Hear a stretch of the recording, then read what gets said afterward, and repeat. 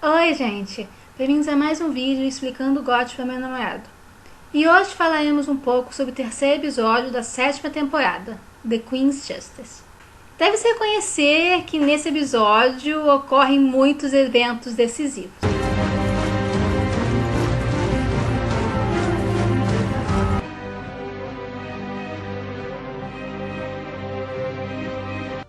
A shocking scene. Not at all what I intended. You see, I'd never seen the poison work before.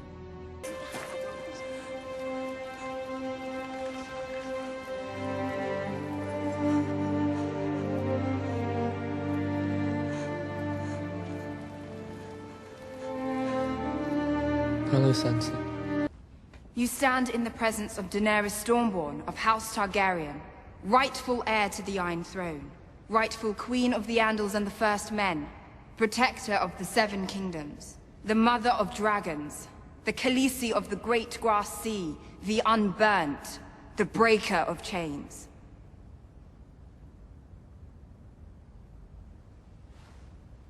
This is Jon Snow.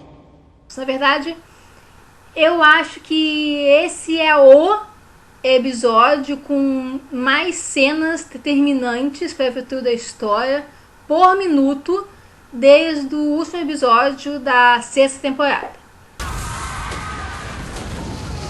Mas, diferentemente deste, ele não é tão bom assim. Na verdade, na minha opinião, ele é inferior, bastante inferior, na verdade, ao segundo episódio. E em alguns momentos eu até achei ele um pouco chato. Eu acho que ele se arrastou um pouco em determinados momentos. Talvez isso se dê porque ele não exatamente se procura ter uma narrativa animadora, não. Ao contrário, ele tem tantas cenas para dar conta, ele tem que entregar tantos aspectos decisivos da história que ele tá recheado de exposição. E até em cenas onde não deveria haver nenhuma exposição. Como, por exemplo, nas cenas de batalha, que deveriam ser 100% ação. Nomeadamente, a Batalha de Castle Rock. Mas, antes de começar a falar mais sobre alguns pontos que me chamaram a atenção, eu gostaria de parar um pouco e desabafar com vocês por alguns instantes. Que porra foi aquela da cura das Camargas do Jorah?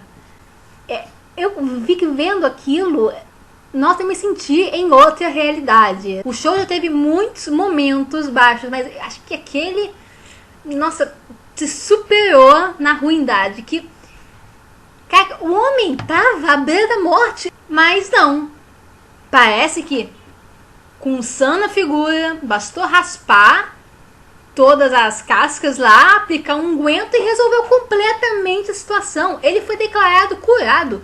Ele nem precisou mais ficar com contato restringido com outros. Ele não pode contaminar mais ninguém. Como assim? Essas Camargas que a gente conheceu antes da série, que um toquezinho já bastava, a gente tem que acreditar que ela é curada tão fácil, assim, tão 100%, sei lá, é inacreditável. Tipo, que porra, nossa. Eu fiquei muito decepcionada, assim, já no terceiro episódio, essa linha narrativa que tinha tanto potencial foi jogada por ralo abaixo. A única maneira de eu ficar menos revoltada com essa merda é se no último momento, naquele aperto de mão entre o Jorah e o Sam, o Jorah transmitiu esse Camargas pro Sam, que vai começar um grande surto da doença na cidadela. Que aí eu perdoo o roteiro e retiro tudo que eu disse agora, porque, nossa, não foi isso. É essa doença temida por todo Esteros, por toda Essos, que é uma sentença de morte, que mesmo as crianças que podem se curar não costumam escapar inteiramente bem. Vide a Shireen, né? Que é considerado uma praticamente uma morta andante pela Val, mesmo anos depois de ser declarada oficialmente curada pelos sábios. Eu já não tinha boas energias quanto ao núcleo do Sam desde o início. Assim, tem um ator que eu amo ali, é verdade, mas quando eu vi que ele não ia interpretar o Marvin, realmente ai Deus, lá vem merda. Porque o Sam tá ali? É sério, se ele não for provocar uma epidemia de escamadas, eu espero que tenha algo muito bom naqueles pergaminhos que estão se despedaçando lá, se entregando que o Meister mandou ele copiar. Porque, olha... Agora vamos falar de coisa boa. Tenho que reconhecer que a estratégia de abandonar Castle Rock apenas com uma força militar simbólica para ir conquistar a gente de cima foi um movimento brilhante por parte do Jaime, que demonstrou ali que realmente aprendeu com seus erros e, em geral, um dos momentos mais surpreendentes do show inteiro, na minha opinião. Apesar de que a batalha em si tenha decepcionado, porque os trailers deram tanto destaque a ela, né, que a gente achava que ia ser uma coisa muito mais épica e no final foi muito... Mas enfim, valeu pela surpresa, valeu pela reviravolta. Aí, depois que o Jardim de Cima foi tomado e o comando em geral da região da Campina passou para a casa Lannister, eles efetivamente terminaram de privar Daenerys de todos os seus aliados sulistas, já que anteriormente todas as serpentes de areia haviam sido mortas ou capturadas, sendo mantidas em Porto Real. Então agora a causa da Daenerys ela está basicamente à mercê total do apoio do Norte. E, politicamente falando, esse seria o momento ideal para começar a se falar de um acordo marital entre a Daenerys e o Jon. Mas vamos falar mais sobre isso depois. Embora agora a casa Lannister esteja usufruindo de todas as suas vitórias militares, alguns fatores podem impedir que ela se mantenha na vantagem, começando pela própria perda de Castle Rock. Embora o Jaime ele faça pouco do castelo quando fala com Olenna, The truth is, Castle Rock isn't worth much anymore. What it is to me, but my fond childhood memories won't keep Cersei on the throne. O fato é que, do ponto de vista simbólico, isso vai ser visto por Styles em geral como uma grande derrota. E isso pode empurrar alguns senhores indecisos para o lado que tem dragões. Além disso, os Lannister eles muito em breve vão ter que dividir o seu exército, o que vai potencialmente enfraquecê-lo bastante. E essa divisão vai ser em, no mínimo, 3 frentes de batalha. As terras ocidentais, para combater os Imaculados, que vão fatalmente sair de Castle Rock e marchar pelo continente, já que o castelo está desabastecido. As terras da tempestade, para impedir um possível desembarque de Daenerys ali, já que é a região mais protegida de Styles. E, finalmente, a Campina, para garantir a conformidade dos senhores da região após a queda final da Casa Tyrell. E a divisão do exército Lannister nessas 3 frentes, no mínimo, facilitaria demais a derrota delas, uma vez que a Daenerys vá para a frente de batalha com seus dragões, o que esperamos que aconteça muito em breve na situação desesperada que a rainha se encontra. Outra questão importante é o pagamento da dívida do Trono de Ferro com um banco de ferro de Bravos. A Cersei pode ter garantido os recursos para tal ao tomar a rica região da Campina, verdade, mas nada realmente garante que o próprio ato de fornecer tanta riqueza de uma vez só para o que é basicamente uma potência estrangeira não vá provocar uma inflação maciça em Styles. em relação ao preço da comida, e isso mesmo antes do pior do inverno chegar. Isso, além de provocar fatalmente uma insegurança política enorme no continente em geral, também abre espaço para um perigo bem possível, que é uma tentativa de golpe de Estado por parte de um insatisfeito Aeron Greyjoy, principalmente se a Cersei continuar a adiar o casamento deles.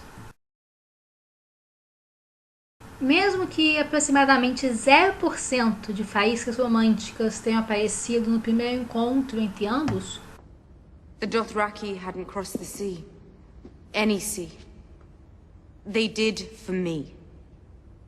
I was born to rule the Seven Kingdoms. And I will. You'll be rolling over a graveyard if we don't defeat the Night King. a melhor estratégia para o Jon garantir uma ajuda mútua entre ele e a Daenerys, no caso, Daenerys estar obsidiana para que ele lute contra os outros ao norte, e ele der exércitos para ela lutar pelo trono de ferro ao sul, a melhor estratégia seria, sem dúvida, pressionar por um casamento neste momento em que ela se encontra mais frágil. Mas, sinceramente, é difícil isso acontecer agora pelo andar da carruagem que já foi demonstrado nas cenas entre ambos. Exceto, é claro, se os roteiristas prestarem o serviço supremo aos fãs e façam o Jon domar algum dragão logo nesse início. Mas, como eu disse, não parece que isso vai realmente acontecer, e a aliança entre os dois monarcas deve continuar indo aos trancos e barrancos até o fim da temporada. Talvez além, quem sabe. Mas é realmente difícil saber e, por consequência, opinar a respeito até que algo mais concreto aconteça. Afinal, eles mal dividiram 2 ou 3 cenas. Mais interessante foi a chegada do Bran a Winterfell. A chegada do Bran em Winterfell tem grande potencial para destabilizar ainda mais, do ponto de vista político, o reinado do Jon. Muito embora o garoto já tenha recusado abertamente a mera possibilidade de se tornar Lorde em Winterfell, quanto mais Rei do Norte. Isso devido ao seu novo status como Corvo de 3 olhos. O que uma coisa tem a ver com a outra, eu não entendo muito bem. Ele podia ser um rei evidente, mas enfim. Isso significa que as forças contrárias ao Jon vão continuar a se amontoar e se concentrar ao redor da pretendente mais provável para sucedê-lo em caso de golpe de Estado, a sua irmã legítima Sansa. Nesse sentido, o comportamento particularmente frio do Bran em relação à irmã é bem notável. E será que isso se dá simplesmente devido ao fato que o Bran mesmo está cada vez mais afastado em relação à humanidade e logo não consegue replicar os seus comportamentos sociais? Ou ele já teve uma antevisão das futuras ações da irmã que prejudicariam o norte em geral devido às suas próprias ambições? Então é isso, gente. Eu acho que não havia muita substância do terceiro episódio a ser comentada aqui hoje, então por isso o vídeo ficou um pouquinho menor do que dos outros anteriores.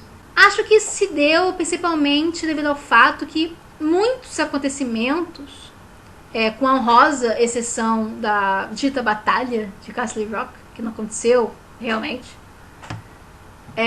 muitos acontecimentos eles já haviam sido mais ou menos entrevistos nos 2 episódios anteriores. Então a gente sabia que ia acontecer, eu já havia comentado com vocês, a gente já havia discutido nos comentários, então não havia realmente novidade para repetir as análises aqui.